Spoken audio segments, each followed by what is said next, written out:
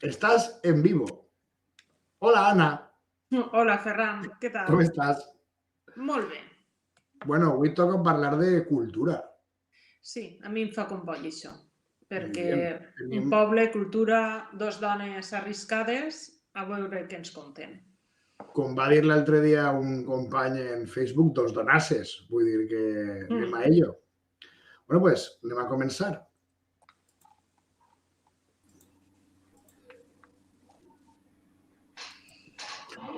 Hola. Hola. Hola, Consuela, Isabel, com esteu? Jo protestaré lo de donasses perquè jo no tinc tamany per això, per aquesta nomenclatura. Soc un poc més menudeta que tot això, però gràcies. Les coses més bones van en potets, xicotets, a mi em passa igual, som de garra curta, com diu mon pare, de la raça al nap. Vull dir que... Bueno, ara no anireu a protestar de la gent gran. No. Començarem Dios libre, però perquè tenim por de que mos pegueu, bàsicament. O sigui, que mos pegueu. O sigui que... Però bueno, benvingudes a l'Ateneu Democràtic i moltíssimes gràcies per acceptar la nostra invitació per a parlar de cultura i democràcia. Gràcies a les tres i especialment a les nostres convidades d'avui. No sé, mos agradaria, per a la gent que no vos conega, que vos presenteu un poquet i mos conteu a què dediqueu el temps lliure o no lliure, el laboral. A què vos dediqueu? Isabel, tu, la teua faena, la teua vida, què fas? Jo faig tot el que estiga relacionat en el teatre, escriure, dirigir, actuar, col·laborar, el que siga. Hi ha que dir que ara mateix tenim-nos, Isabel, des d'un assaig, d'una falla local. Vull dir que van estar col·laborant amb una falla local. Així és mi vida. I res, i en el meu temps lliure, doncs, plante carxofes, que és una altra activitat molt sana i molt bé, que està de categoria. Planta carxofes. Vull dir que al final està molt... Eres una caixa de sorpreses. De tota la teua presentació, Isabel Martí, que es dedica a plantar carxofes. Sí, això és el més fonamental del que faig. No l'he vist venir. Dir que no l'ha vist venir. A tu què te dona de menjar? Jo plante carxofes. Això me dona de menjar. És una bona activitat. Una frase. L'autosuficiència és aixina. L'ama del carxofar, vull dir que està molt bé. Correcte. Bueno, i Consue, tu, molta gent te coneixerà perquè tu eres una persona que en aquest poble has fet moltíssimes coses també, igual que Isabel, però per a la gent que ens puga veure i no te conega?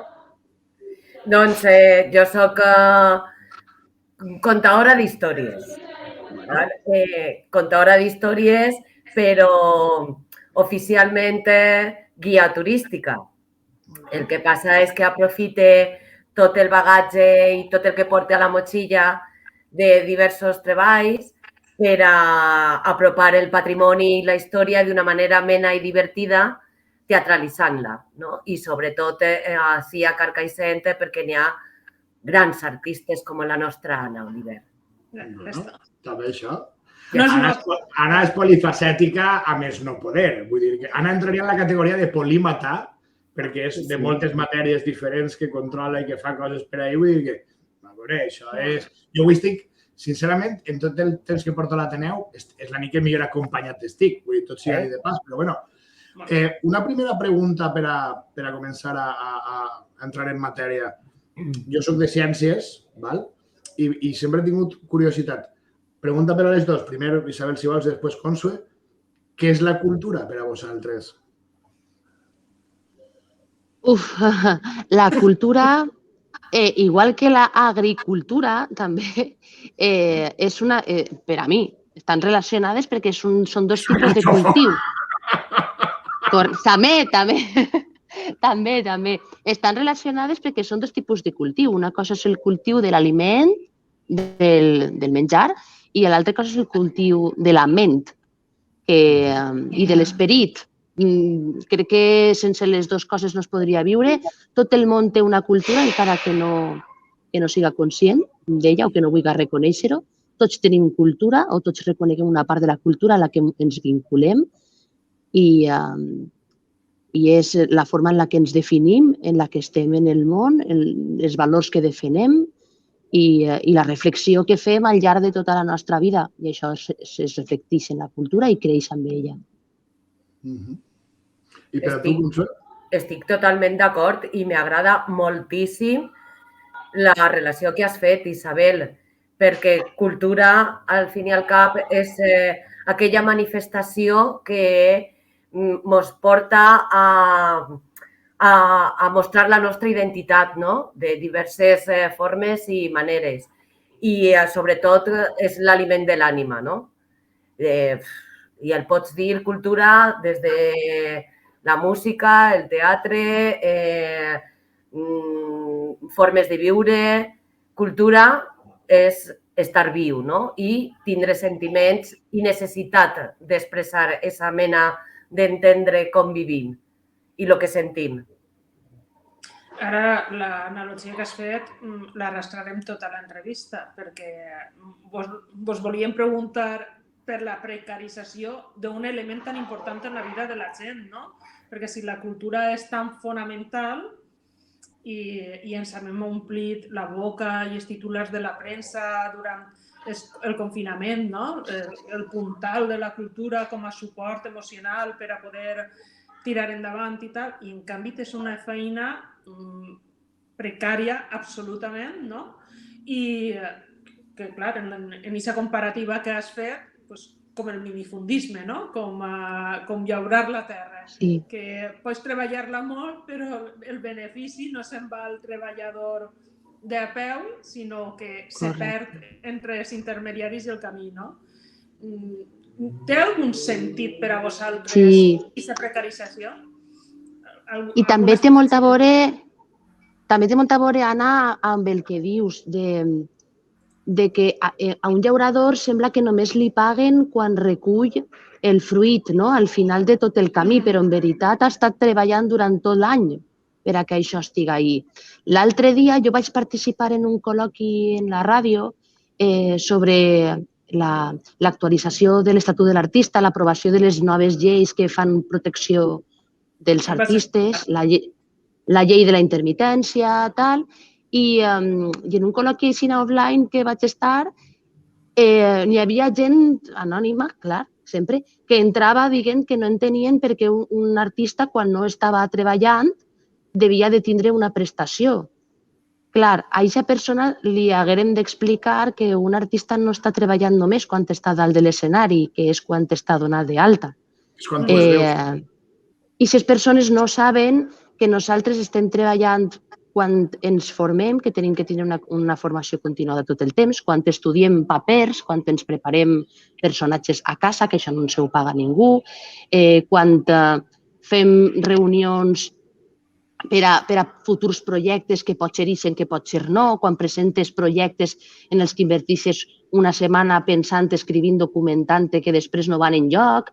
Tota aquesta tasca, si la meva parella poguera estar així, diria, jo no la veig, vull dir, és que no la veig en casa i sempre estic treballant, vull dir, no és perquè me'n vaig a fer una marató, que ja m'agradaria, és perquè estic treballant. El que passa és que la major part d'aquest temps que jo estic treballant no tinc a ninguna empresa que m'està donant d'alta perquè no estic damunt d'un escenari. Aleshores, no estic cobrant. I això, en moltes altres feines, per sort, no passa. Però en la de Consuelo també, no? Vull dir, quan rutes... Igual. És el món del turisme, però és igual, no? Perquè igual. No totes es paguen ni la preparació. Igual. Per a muntar qualsevol ruta, qualsevol història del que vulguis compartir, primer t'has de documentar molt, no? I després ja fer-lo d'una manera amena i divertida. Això vol dir que has de llegir tot allò que consideres que te va donar el suport per a poder després interpretar el patrimoni. Tu has de saber molt més, per exemple, per a no parlar de... Sí, parlem de Carcaixent, va, que estem així. Fira Modernista, no? Per exemple, que és on col·labora molta gent voluntària, que és l'èxit d'esta Fira Modernista. este any és l'educació. Jo he de començar ja, primer, a buscar bibliografia per a que me puga documentar sobre com era l'educació en aquella data al començament del segle XX i més concretament ací, a Carcaixent. Això vol dir... No té que ser gens fàcil, això tampoc. Gens. Per sort, ja porto temps així, no? I conec a certes persones que te poden facilitar per on pots tirar, per on pots buscar, però les hores que ens passem davant de l'ordenador entrant en biblioteques, en documentació d'arxius, és immensa, saps? I després també aquesta capacitat de poder entusiasmar i que gent voluntària en el seu temps lliure diga, m'apassiona muntar tot això per a mostrar-lo al món, no? Perquè forma part de nosaltres, de la nostra cultura. I tot això no es paga, es considera una maria, saps? Tu després fas un pressupost i te diuen, a on vas? I dius, és que si te traguera totes les hores que estem preparant tot això i després la creativitat, per exemple, també, no? Això no te ve quan tu vols, sinó te ve treballant. I és molt difícil que això es pague, perquè les empreses que estan muntades avui en dia és que és una precarietat que jo no vull parlar, però és que és de dir, aneu-se'n a fer la mà i cobre el paro, en sèrio. Saps? No, veient el que esteu contant, la pregunta lògica, vull dir, davant d'aquesta situació de precarització, de falta de valoració, tot i que jo estic totalment d'acord en que és una cosa molt necessària. Si tu no cultives la teva part intel·lectual, la teva part cultural, és com que te falta una part important, no? Pot ser. Què vos motiva a treballar en aquest món? Perquè jo també, la mateixa pregunta la faig als meus amics llauradors, per exemple, i ja que parlem de les carxofes d'Isabel i que parlem de l'agricultura, vull dir, al final, què vos motiva a seguir tan dur i tan complicat? Per què? Jo no sabria fer una altra cosa. És que, vull dir, és vocacional. Me motiva... És vocacional, però també hi ha una qüestió de... Jo tinc molta sort perquè estic tot el temps en contacte en la recerca de mi mateixa. Vull dir, la cultura t'obliga a estar en la recerca d'un mateix tot el temps. I això també aprofita per a les persones que estan al teu voltant. Tu els serveixes un poc no sé com dir-ho, d'estímul, perquè com tenim aquest temps, aquesta obligació d'estar permanentment escarbant en una mateixa, traus coses que la majoria de la gent, per desgràcia, en la vida que portem no té temps de buscar ni de traure.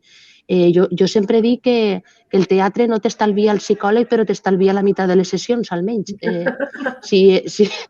No, perquè n'hi ha molta tasca que tu arribes al psicòleg i el psicòleg te diu, mira, no fa falta tombar-te ninguna paret, ja les has tombat tu, però compta'm què te passa i com treballem això. Però les parets estan tombades d'una altra manera. Tu estàs més en contacte amb el que te passa i amb la persona que ets, la persona que vols ser, i les preguntes que te fas en la vida per a seguir estant viva, per a ser feliç. I aquestes preguntes són les que llances a la gent que no té temps d'invertir tot el temps que tu invertisses en aquesta recerca, després en una obra de teatre o en un llibre, li fas un resum a les persones que de 3 a 8 fan la seva tasca davant d'un ordinador i en el seu temps lliure venen a que tu els facis el resum del que has trobat. És com quan els espeleòlegs se tiraven 4 mesos en Egipte i venien i en una hora i mitja en una conferència te contaven, mira, he trobat això i he investigat això i la conclusió és esta. M'has estalviat 4 mesos de conviure en Egipte. No? És un poquet el mateix, però a nivell, no sé si dir-li emocional, és emocional. Jo tenia un mestre de teatre que deia que els actors i les actrius érem atletes del cor, de l'ànima. I crec que és una molt bona definició. Sí, és un poc el privilegi de poder viure més vides que la teua... O sigui, tu tens una vida... Totalment. Te fa també molt més empàtic. Quan fas un paper te poses en el lloc de molta gent. I tu, Consuelo, la teva motivació? És que és passió. És que no... És com quan t'enamores, no? El deixes tot i li poses tota la teua energia a aquest enamorament, a aquesta persona de la que t'has enamorat, no? Doncs jo crec que nosaltres, igual que moltíssima gent, però hem optat per aquesta passió que no la pots evitar i deixes que fluïsca i saps que no vas a tindre una vida estable econòmicament, però sí una vida emocional que és la que necessites. D'una manera o una altra, quan tens aquesta passió, ha d'eixir. A voltes és de manera professional, perquè te lo pots permetre, i a voltes és de manera voluntària, no? I és que no pots evitar-lo, saps?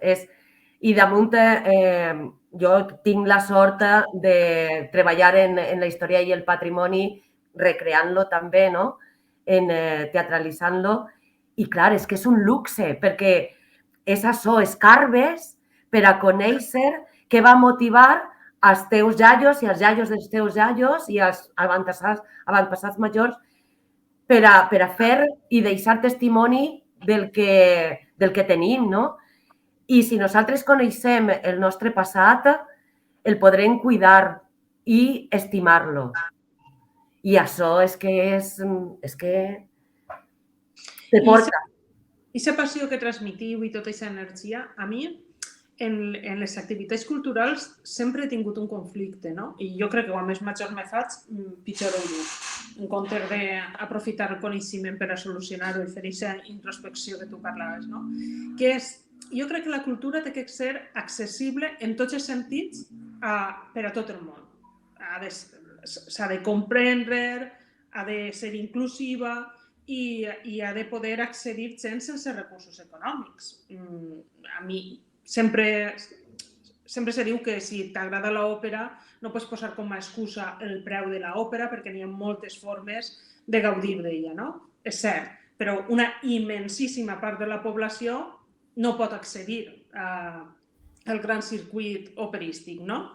I jo sempre he pensat que la cultura ha de ser accessible, però al mateix temps em molesta molt quan com que la gent no agraeix, no? O no aprofita l'oportunitat i quantes vegades m'inscric o reserve una cadira o m'inscric a una activitat i després no aparec, no?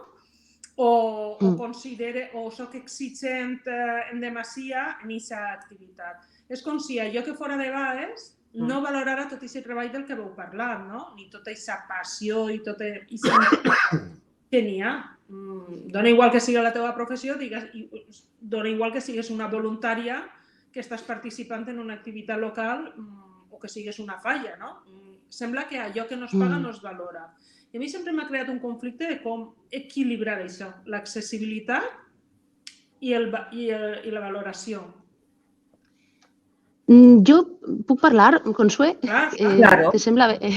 Vale. Mira, jo ho equiparé molt... Clar, sí. Vull dir que... Ho equipare molt, parlem del futbol, no? Jo sempre que n'hi ha gent d'enfront, que en la cultura no ens aclarim, parlem del futbol.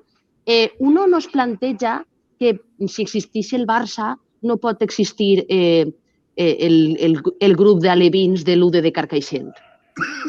Tots pensem que això tot pot conviure, que gràcies a que existeixen molts alevins de molts xicotets clubs, sempre n'hi ha un treball de base, de treballar la base, que fa que un o dos xiquets destaquen i que puguen pujar a clubs superiors i acaben seguint Messis i Ronaldos i tal, i ningú se qüestiona que si no existiren aquestes canteres ningú arribaria a ser Messi ni Ronaldo.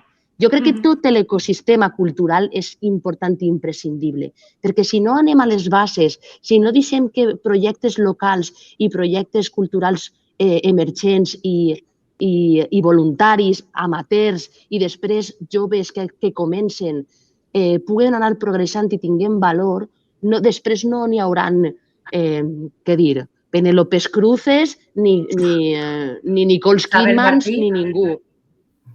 Bueno, és que jo no isc en la tele, jo no estic en eixa lliga. Aleshores, vull dir que tot l'ecosistema és important. I si en el futbol valorem tot l'ecosistema i ningú se planteja que una entrada de futbol de primera divisió val no sé quant i anar a veure el futbol al meu fill i al meu nebot val no sé quant. Enteneu el que vull dir? Que cada cosa té el seu nivell i cada cosa té el seu nivell d'exigència, de valor monetari, i tot s'ha de mantindre, tota la infraestructura s'ha de mantindre. Una cosa aguanta l'altra. És com una estafa piramidal, però en bo. No sé. A veure, és com una estafa piramidal, però en un bon final. Vull dir que... Jo estic totalment d'acord amb tu, Isabel, totalment d'acord.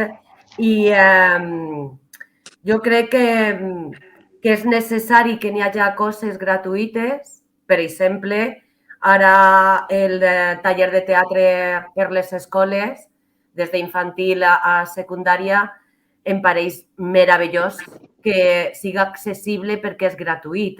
I això és gràcies a una subvenció per a poder pagar-me a mi i que jo el pugui donar, no? Però també al mateix temps jo crec que arriba un moment en el que s'ha de valorar que això és una professió i com a tal hem de contribuir. I com diu Isabel, és que n'hi ha per a poder accedir a tots els preus, no? I tots som necessaris perquè és així. I no sé què és el que passa en la gent, però per exemple, el diumenge passat vaig anar a Vilamarxant a fer una ruta per la muntanya en un personatge i superxula i tal, i era gratuïta, no? Van vindre 2 hores tard. 2 hores, sense avisar. Que fort. I en una actitud que de veritat et deixava molt de desitjar. I te donen ganes de dir, mira, que no te la faig, saps? Però aún així estàs ahí perquè dius, d'alguna manera he d'atrapar-los i he de motivar-los i que entenguen, i s'ho vaig explicar, que aquestes 2 hores de retras a mi qui me les pagava. Jo havia eixit de casa a les 8 i havien arribat a les 12 del matí. No m'havia anat perquè Carcaixent està molt junt. Però si jo vaig allí 2 hores esperant. Dius, per què? Per què al ser gratuït te maltraten? Perquè jo me vaig sentir maltratada. Sí. A més, és que hi ha una qüestió que jo també crec que és important ressenyar en un sentit ampli, que realment no és gratuït, perquè si ho paga un ajuntament... Ho paga l'administració. Està pagant-se els nostres impostos, vull dir que realment no és gratuït. Simplement el que passa és que tot el món pot accedir independentment de la seva capacitat de la renda. Per exemple, a mi m'encanta anar al Palau de les Arts, a València, i, per exemple, per a la gent jove estan fent programes en entrades per 8 euros, per 7 euros, per 10 euros, vull dir, preus assequibles per a la gent jove.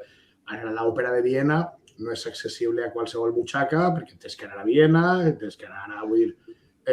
Però l'Òpera de Viena té una entrada... Això anaves a dir-ho? Sí, però vull dir... Deixa tu. No, perquè si no pots anar a Viena, vull dir, encara que tingui una entrada més econòmica, vull dir, no aniràs mai a l'Òpera de Viena, però, efectivament, quan les coses són gratuïtes, la gent tendeix a menystenir-les i tendeix a menysprear-les fins al punt de ser maleducada. I jo ho compare amb la gent que menysprea a la gent que neteja el carrer o una oficina.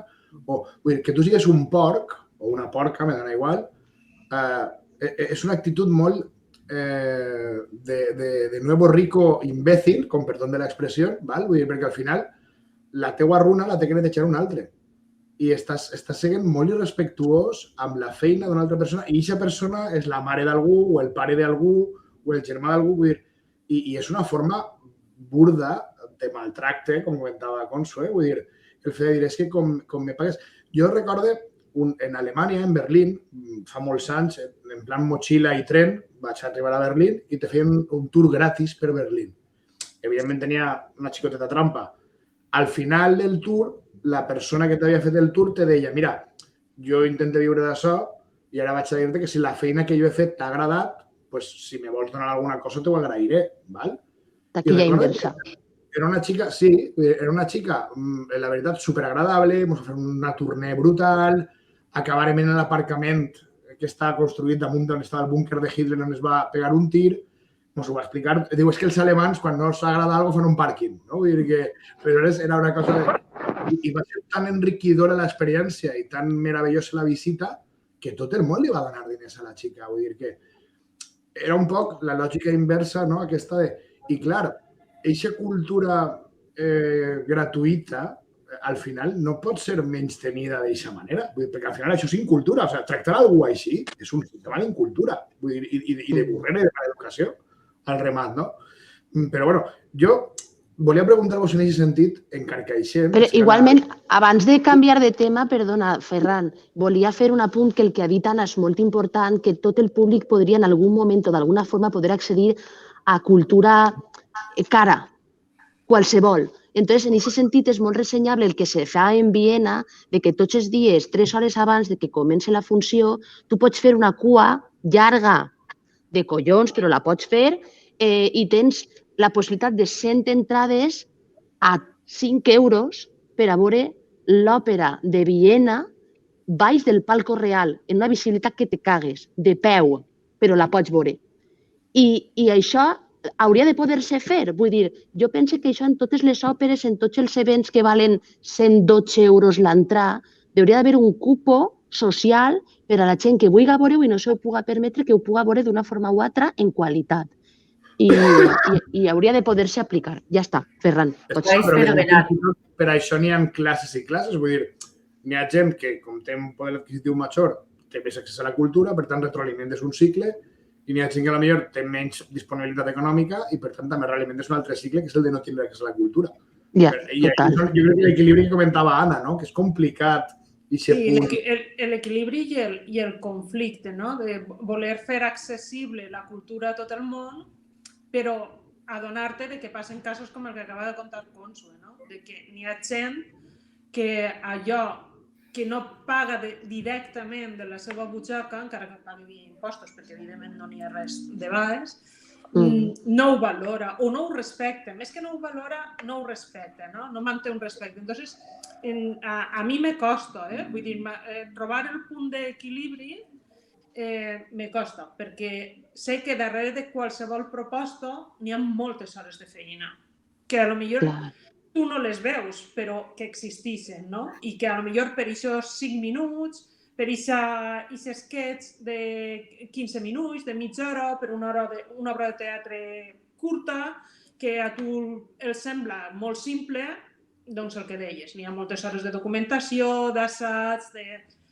de fer, refer, reunir-te i, bueno, com a mínim, és com, em passa com quan la gent, encara que siga en silenci, mira els mòbils en el teatre, que dius... Ai, que mal, que mal. No estàs parlant, no se sent, i dius, però, clar... És una sala negra, se te veu, molestes més que si sona el telèfon. És que és horrible. I a banda molestes a la resta d'espectadors que hi ha al voltant.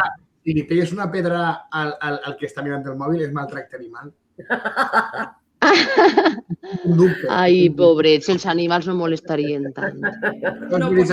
Això és veritat, tota la raó. Jo? Digues. No, que abans de que canvies de tema sí que volia puntualitzar-te, perquè no sé si ho saps, que el que vas fer en Alemanya i la xiqueta Isa era una freelance. És a dir, ella està treballant per a una empresa en unes condicions horribles, i l'està llevant la faena a una persona que s'ha dedicat professionalment a treure's els seus estudis i la seva preparació. I a aquesta persona, al freelance, el que li paguen, perquè li paguen, és molt poquiu. I ells ja compten en què vosaltres aneu a donar, inclús no més, però sí que n'hi ha gent que paga més, a lo millor, del que cobraria una guia professional, saps? I això és molt complicat. És una eixida de molta gent que està estudiant. És la uberització del turisme, del guia turístic, la uberització del guia turístic. Sí, però mira, nosaltres entenc perfectament el que comenta Consuelo i és un detall que no tenia i que és un detall evidentment important. Nosaltres no érem conscients de, a lo millor, aquesta situació quan vam decidir fer aquell tour, però d'alguna manera nosaltres tampoc teníem...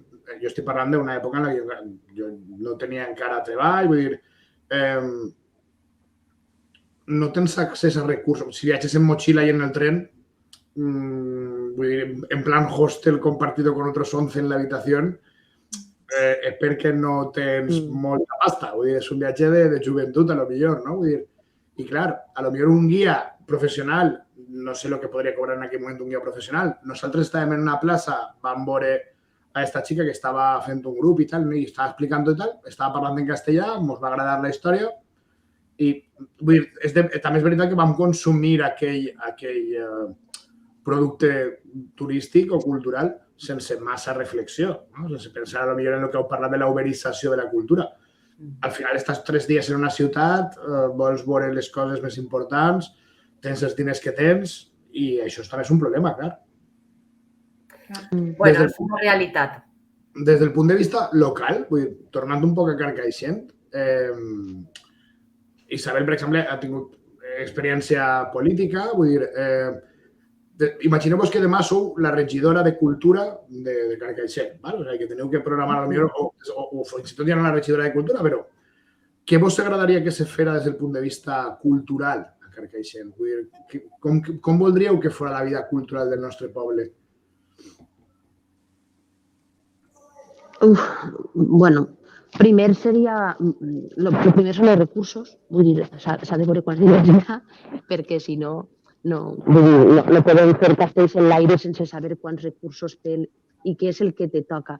El que està passant molt en la cultura local, i jo això estic mirant tot molts ajuntaments, és que la cultura es gasta els diners que li han dit que té, fins i tot n'hi ha vegades que li sobra un poquet, i n'hi ha altres àrees de l'Ajuntament que decideixen gastar-se més del que tenen i ja mos heu donat a cultura que això és secundari. I de sobte te crida un ajuntament i te diu que l'obra que tenia programada teua en novembre no se pot programar perquè li han volat diners que tenia compromesos. O sigui, que jo tenia el paper este de la reserva de crèdit que te fan, que ho tenia. Tens el micro, Isabel, tens el micro pessigat o dins de la raó? Sí, així millor. Molt millor. Millor així. I com és cultura, no passa res, perquè, clar, qui va a discutir que urbanisme o que arreglar una rotonda o una farola va a passar per davant del pa de 6 actors i un tècnic? Qui va discutir-ho? Aleshores, i moltes vegades darrere d'això n'hi ha una falta de planificació del regidor d'Interior o d'altres àrees que senzillament no se gestionava els diners i arrambla en cultura per una qüestió de funcionament en general. La majoria de programadors no programen més enllà d'octubre perquè pensen que l'altre trimestre no van a poder-lo pagar. En medi ambient de consol que passa. Lo mateix, veritat? Lo mateix. Jo encara que el medi ambient ha passat a una part a lo millor més rellevant per a la societat, però passava. Vull dir, això que tu estàs... o continua passant en alguns llocs. A mi m'ha passat. Vull dir, jo en l'Ajuntament això a mi m'ha passat. Estàs contant com a autobiografia. Bueno, però que això dona molta malícia. En els pocs recursos que té un municipi que un Carcaixent, que no en deu tindre més. No, però després, si tens una treballadora en l'àrea de cultura eficient, com que en tenim una, la substituta, que tal, que qual, és una persona que se dedica a buscar recursos addicionals en diputació, en conselleria, en tal, i aconsegueix triplicar els diners municipals que s'adrecen a cultura. I després amb això, a banda de la programació teatral que tenim, que tot el món ho coneix, de les aportacions a associacions culturals locals que també tenim, de concerts de música, de la programació cultural, que és el que la gent veu, també és molt interessant i molts pobles estan fent-ho i és molt efectiu fer partícip a la població del disseny de l'oferta cultural. I no només a nivell triar les obres, que també podria ser triar el que volen fer, no tot, perquè si no li llevaries la faena a la tècnica de cultura, que té més experiència i sap més, però moltes vegades la tècnica de cultura fa una pretria i acaba de deixar triar a un Consell de Cultura o a un grup participatiu i la gent se sent partícip d'aquest disseny de l'oferta cultural. I això sempre funciona superbé. I després, per supost, deixar espai dins de l'oferta cultural a propostes de les pròpies entitats locals, que l'autoorganització de la cultura i de l'oci del poble és fonamental per a que el poble estiga viu i per a que se senten vinculats a la cultura. I, per exemple, en este poble que musicalment és immenso i superric, jo sempre m'he preguntat per què no hi ha un espai, per exemple, en el Parc Navarro d'Aràs, per a que els músics puguen, els que són joves i que formen quartetos o s'agrupen o tal, tinguen un espai per a poder tocar i la resta de la gent el diumenge o el dissabte o quan vulguis te'n vas al parc i escoltes música en directe, saps? Jo no entenc per què en este poble que és que pegues una pata a una porta i te deixen 400 músics, saps? I la música per a mi és importantíssima i és que la tenim a casa. Som un poble, vull dir, una cosa, al fil d'esta mateixa pregunta, Carcaixent és un poble que té un nivell cultural o de programació de cultura Super. Jo és que tinc la sensació de que... Ho diuen, a mi m'arriba. Tenim una vida cultural, però jo no... I a més, és que moltes vegades el teatre, tu potser no ho has previst, no has mirat l'entrada i quan tires a comprar no en queden. O sigui, se plena dia sí, dia també cada que se programa alguna cosa. El teatre i cultura, evidentment, és més ampli, no? Però, ostres, al final, ahí n'hi ha una vida cultural que jo crec que és important. Tenim una bona oferta cultural a Carcaixent. Mira, i al fil de lo que diu Anna, de lo que dia abans, de que és que en el Cira fan no sé què i així, no. Clar, no anem a programar tots el mateix. O sigui, l'interessant seria, i això és un altre punt interessant per optimitzar recursos locals, que tota la comarca estiguera unida de forma que el que jo no puc fer ho fas tu, potser paguem una cosa que no podem pagar uno a mitges i ho fem en el teu poble i després ho farem en el meu, i que n'hi hagi una xarxa a nivell comarcal de disseny de l'oferta cultural és molt interessant, perquè a mi potser no me va bé pujar a València, però el Xemessí està ahí. I per què no puc compartir jo recursos en el Xemessí? I no programar el mateix, perquè no té sentit que en Carcaixent, en el Xemessí i en el Cira se programi exactament el mateix. Xico, compartís l'agenda cultural de tota la comarca i així tot el públic cultural de tots els pobles anirà moguent-se de poble a poble. No, mos paguem un ave per anar-nos a Gran Via a veure el Rei León i no sé què estan fent en Alberic, que en Alberic fan teatre. Que en el Xemessí, que en el Cira, per supost. En Alberic fan teatre? En Alberic fan teatre. Tenen un teatre molt bonic que es diu el Teatre Ideal. No, el Teatre Ideal és el de Castelló, però en Alberic també tenen un teatre. Vull dir que... Sí, acabat. Sí, Anna, sí, ja ha acabat. Ja havia acabat. Una de les coses que vos volíem preguntar era això, no? Vull dir, per a nosaltres, preparant avui aquesta xerrada, aquesta tertúlia, es plantejava si tenia sentit, que pel que estàs dient és sí, la mancomunitat cultural, no? Vull dir, però en el sentit de compartir no només programació i recursos, sinó que a hores d'ara, perquè això serà un treball llarg, no? Perquè és un procés administratiu llarg, però a hores d'ara se podria compartir la difusió dels actes. Vull dir, el que cadascú des del seu regne de taifes, des del seu municipi fa, en la mesura que això, no? Que és una cultura de proximitat, se podria compartir, perquè fan teatre en Alberí. I treure un abonament cultural translocal, o sigui, que tu pugues comprar un bono que t'aprofite per a tots, per a rotar per tots els pobles. Aprofitem per a que els responsables polítics que ens puguen veure i ens escolten, com venen eleccions, estaria molt bé que aquesta magnífica idea que acaba de comentar Isabel Martí la pugueu considerar... Jo estic farta de pujar a València a veure teatre. Vull veure teatre en els pobles, per favor. Totalment. I una xarxa, una pàgina web, una xarxa social, algun mitjà en el que ens puguem assabentar del que s'està fent en la nostra contornada, que estem al costat. Consué, el Tinder cultural. Què estan fent al meu voltant? El Tinder cultural. Jo ho he dit a molts, però encara ningú s'ha quedat la idea. S'ha de fer un Tinder cultural que diga jo estic ací i vull veure jazz o vull veure una exposició de pintura. Vull veure tal. Què tinc a prop? Avui. Crec que vaig a furtar la idea, saps? Ai, gràcies, Anna, furta-me-la, que algú la fa. Però una entitat que conec, a veure si s'ha de tirar el rotllo i acabo firmant.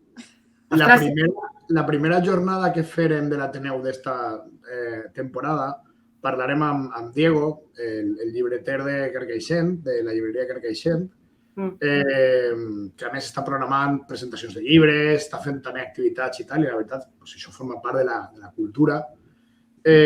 Comentava que potser les campanyes de comerç local, de foment del comerç local, caldria canviar-les, caldria adaptar-les, caldria fer una miqueta... Fer una pensadeta respecte a com s'estaven plantejant, perquè hi pensava que eren millorables i tal. Penseu el mateix respecte a les activitats culturals de Carcaixent?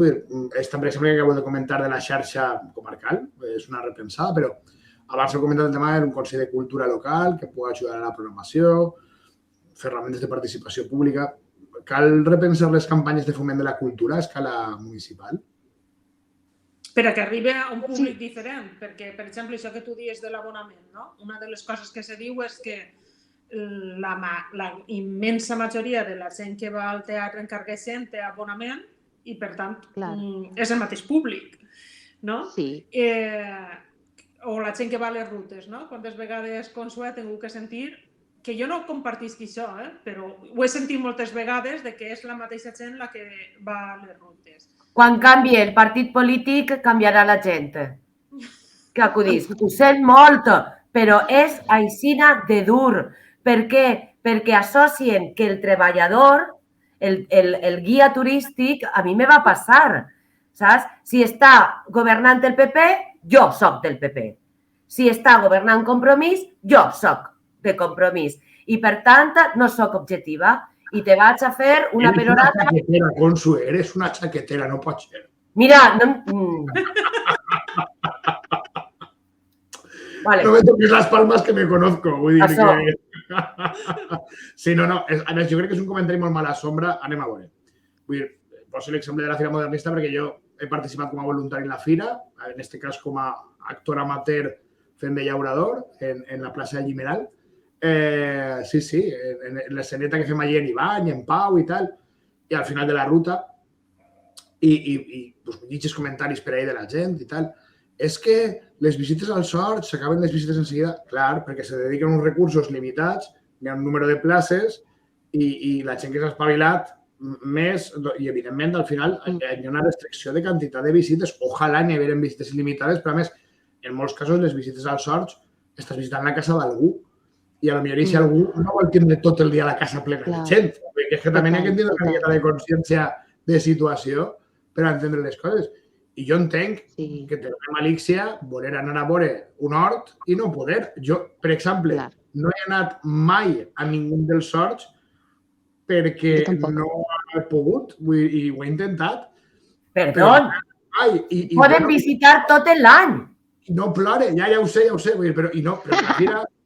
I no plore, vinc plorat de casa, m'entens el que te vull dir? O sigui, que al final crec que és important també explicar a la gent, mira, n'hi ha visites durant tot l'any, n'hi ha un tècnic de turisme que està tot l'any, n'hi ha una... Això, se poden anar, se poden veure opcions, perquè a més, les visites, Consuet, això la tindràs.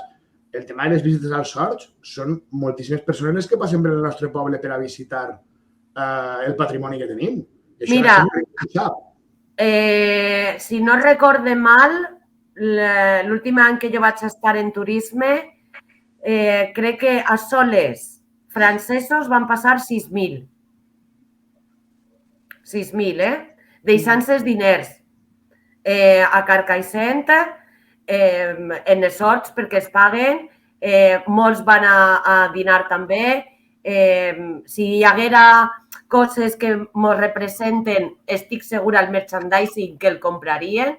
Si tinguérem una oferta atractiva per a que pogueren deixar-se els diners també, jo crec que el turisme, l'agricultura i el medi ambient són les tres bases superimportants per a que este poble continuï en la seva identitat.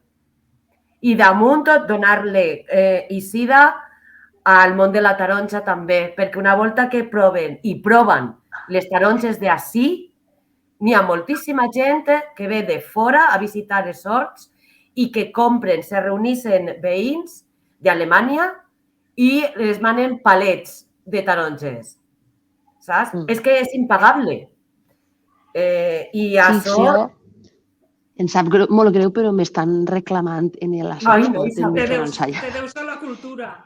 Però abans de res diré que és de veres que el teatre sempre està prou ple, però he de dir que no se plena del tot mai. Sempre a última hora n'hi ha entrades buides que dius, per favor, i n'hi ha que intentar-ho. Si vols anar a veure l'obra, intenta-ho.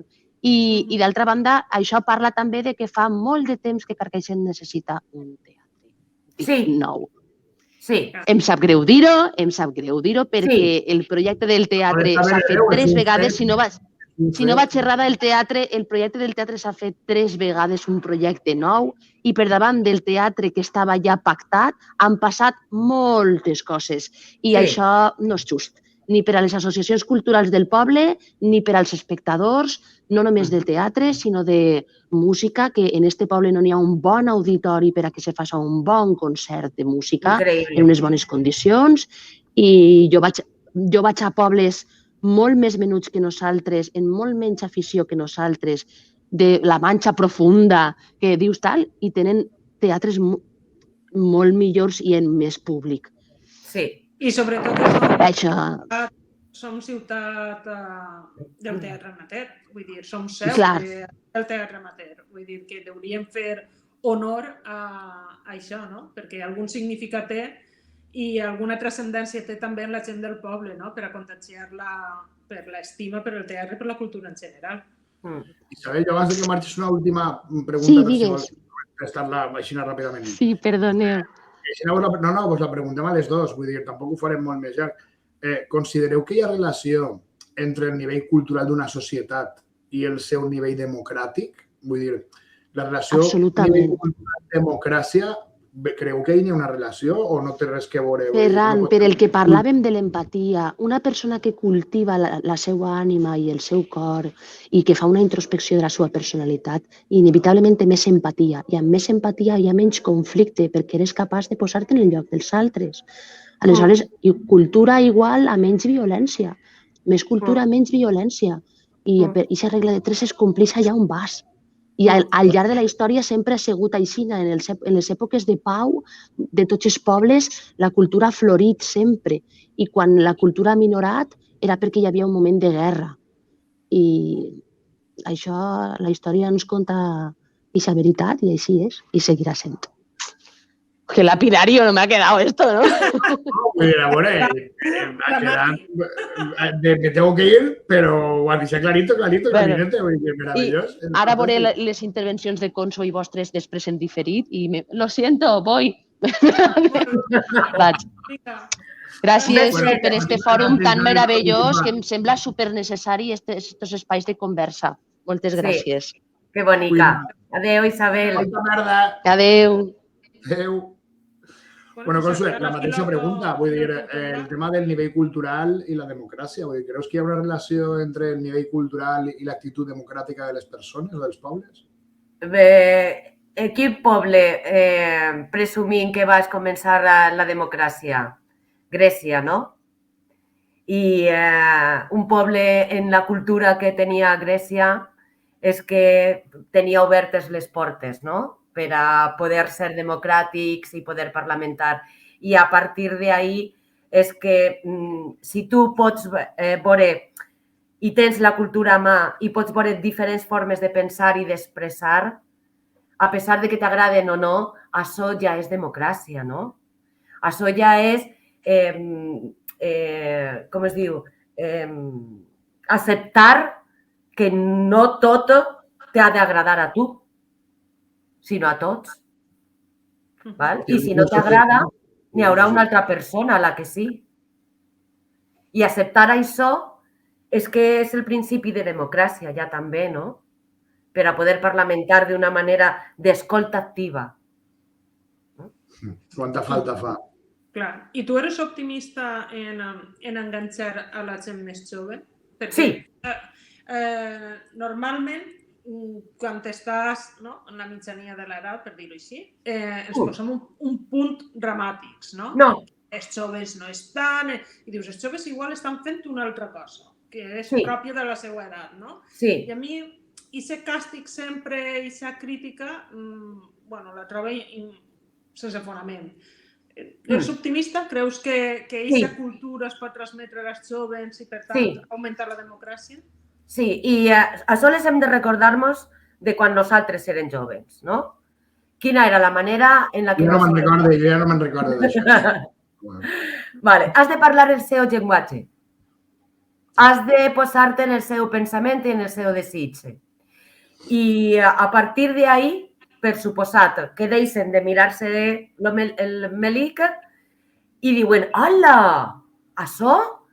Saps? Això és d'alçar-les el cap i que emocionalment ells sentisquen que això és divertit, que és bo i que es unís. Mira, jo tenia pavor de començar a donar els tallers de teatre a secundària. Perquè se suposa que és l'edat més difícil, la del pavo, tal. Estic emocionada i encantada, perquè jo pensava que potser me podria costar, no?, arribar a motivar-los. Han vingut ells a soles i la veu s'està corregent perquè troben un espai en el que parlem dels seus desitjos, dels seus somnis, de les seues pors, de com compartir, de com escoltar i s'estan enganxant, saps? Ara, per a la Fira Modernista, per exemple, des de joventut, les han enganxat per a muntar un vídeo de Julià Rivera, però en el llenguatge d'ells, saps? O sigui, fes-los participar.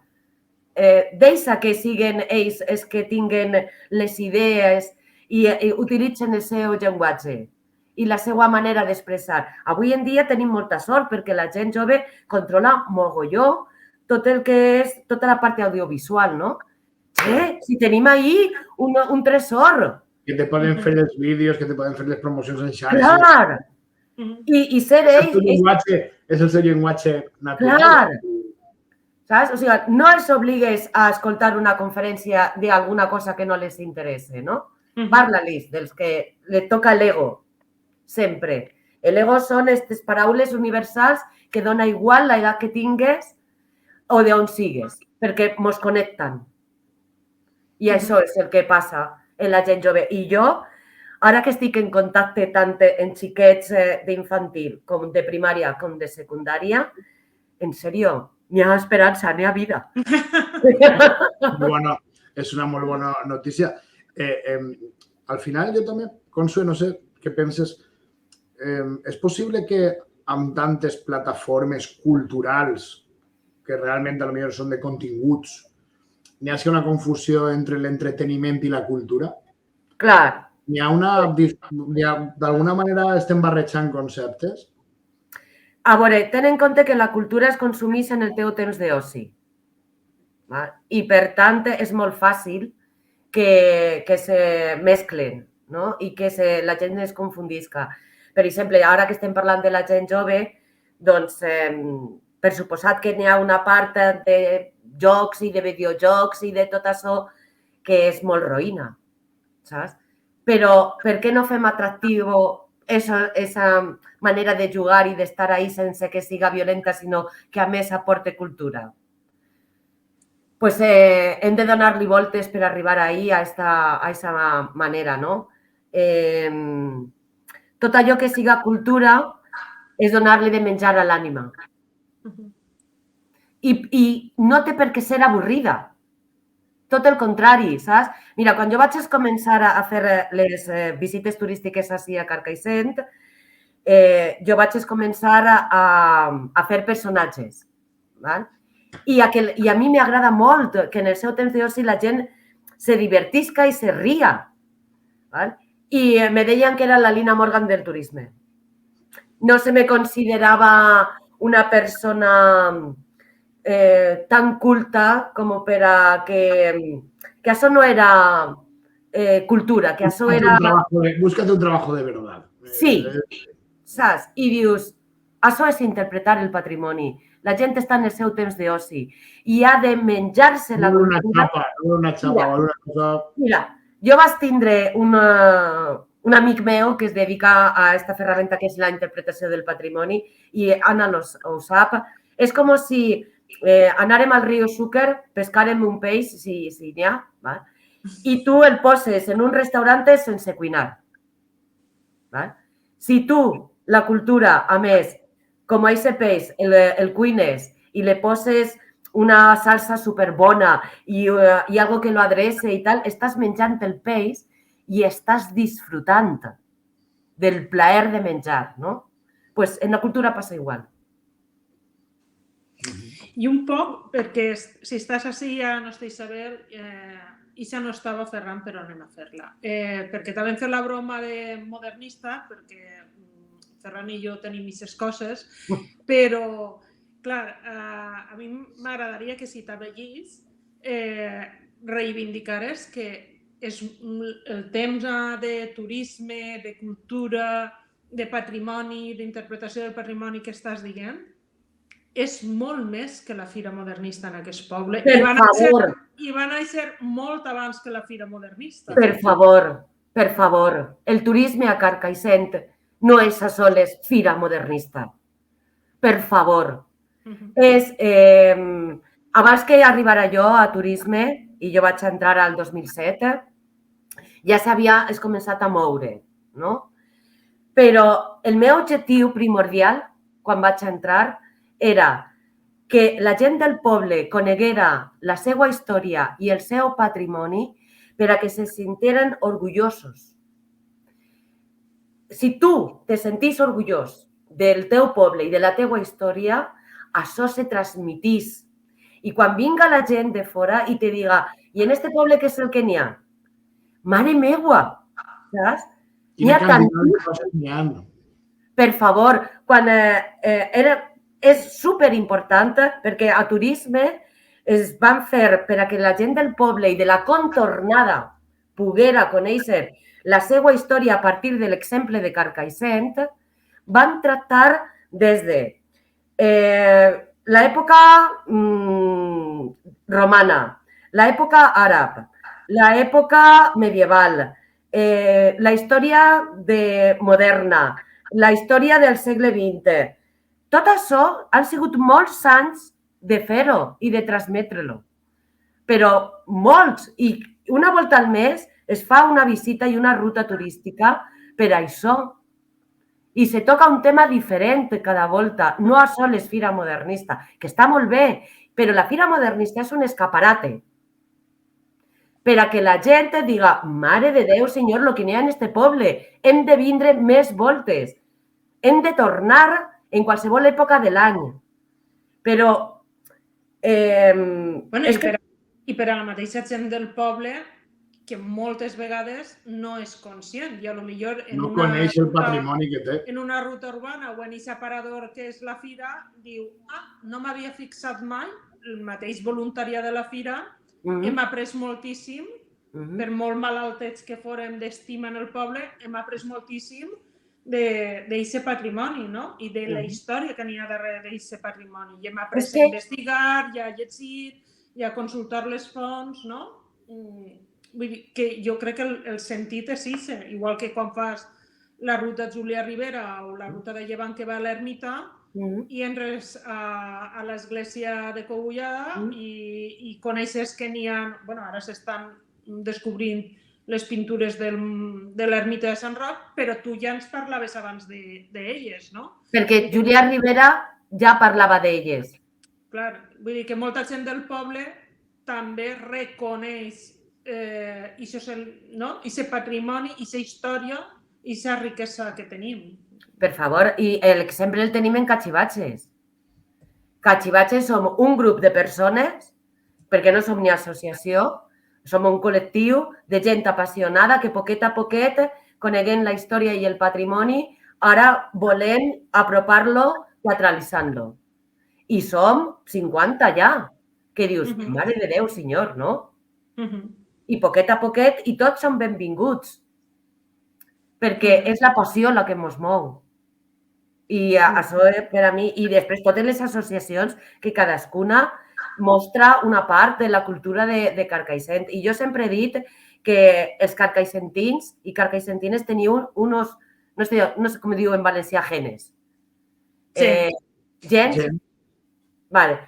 Molt important que la gent que vos ha precedit ha sigut gent molt lluitadora i molt amant de la seva terra i del seu poble. I que hem de donar-li veu a tots ells i d'agrair-les i de continuar cuidant-lo.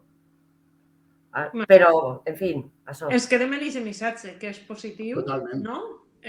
Jo crec que és un bon tancament de la xerrada d'avui. Agrair-te moltíssim que te deixes enredar sempre, no? A vosaltres. També en les càmeres, que sé que no són la teua passió, però... No. Però, bueno, això, el Ferran i jo, que som optimistes de naixement, pensem que això algun dia ho podrem traslladar a un directe, en un espai físic... Una cerveseta, en un cafenet... A un espai físic on puguem xerrar, interactuar amb la gent, no? I recuperar la força de la paraula per a conèixer-nos, per a debatre i per a respectar-nos, clar, com a personetes que formen part de Carcaixent, però de la societat en general, estiguem on estiguem, no? Escoltar molt a uns altres. Jo vos dono les gràcies a vosaltres per això, per donar l'oportunitat a que des del poble puguem parlar del que tenim al nostre cor i a la nostra ment. Moltíssimes gràcies als dos i un plaer, Ferran, perquè no te coneixia. Alguna volta... Hem parlat poquet, però sí, jo vaig intentar participar de lo dels Miserables, al final no va poder ser, però vull dir, perquè estic sempre pegant bacs pel món i no podia atendre els assajos, però és un plaer compartir espai amb persones que respecteu, cuideu i promoveu el nostre patrimoni i la nostra cultura. O sigui que llarga vida a la democràcia i llarga vida a la cultura i moltíssimes gràcies per la participació. I que puguem viure d'allò. Muy bien. Sí. Amén. Amén. Bueno, les vostres propostes, les de Diego i totes les que vinguen, les traslladarem també a la resta de convidats. La propera, com això va alternant-se societat política, la propera és política. La propera, si no passa res, serà Sara Dier, que és cap de llista pel PSPB, candidata a l'alcaldia de Carcaixent. I, bueno, esperem que siga com fins ara, no? Un diàleg fructífer. Així que emplacem a la gent a que se connecte o que ho veig en diferit, com li resulta més còmode. Que això és l'avantatge de la virtualitat. Ens veiem en un parell de setmanes. Adéu. Adéu. Adéu.